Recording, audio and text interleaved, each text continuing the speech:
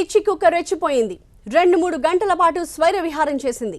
12 మందిని తీవ్రంగా గాయపరిచింది. 10 గేదెలను ముప్పు తిప్పలు పెట్టింది. దారిన దొరికిన వారిని దొరికినట్టు కరిచి కాట్లు వేసింది. మహబూబాబాద్లో జరిగిన ఈ ఘటన స్థానికులను భయభ్రాంతులకు గురిచేసింది.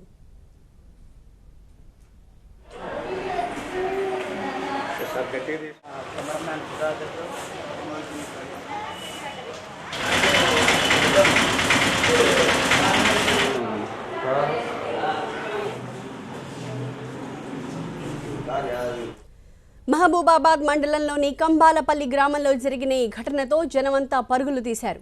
ఒకరి వెంట ఒకరిని వరుసగా 12 మందిని కరిచింది ఆ పిచ్చి కుక్క. జనం పరుగులు తీసినా వదలకుండా వెంటపడి ఘాట్లు వేసింది. వృద్ధులు, చిన్నారులు, పెద్దలు అన్న తేడా లేకుండా దారిన పోయే వారందరినీ కాటేసింది.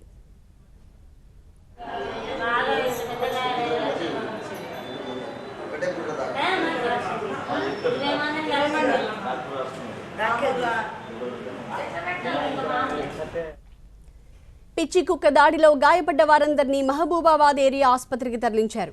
మనుషులతో పాటు పాడి గేదెలను కూడా వదలలేదు. దారి వెంట వెళ్తున్న గేదెలను సైతం కరిచింది కుక్క. ఎక్కడికక్కడ మనుషులను, పశువులను పిచ్చి కుక్క కరవడంతో గ్రామంలోని అందరూ భయభ్రాంతులకు గురయ్యారు. బెంబేలెత్తిపోయిన జనం ఇళ్లలోకి వెళ్లి తలుపులు వేసుకున్నారు. ముహూర్తం మొత్తానికి పోయారుకే వచ్చి పీకితా అంటే గుంజేసినా కూడా వదలలే.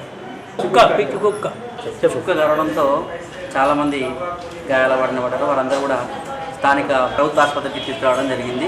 గ్రామంలోని ప్రజలందరూ కూడా ఆ కుక్క ద్వారా భయాందోళనకు గురవుతున్నారు. దీనిపై చర్య తీసుకోవాల్సిందిగా గ్రామస్తులందరం కూడా కోరుతున్నారు.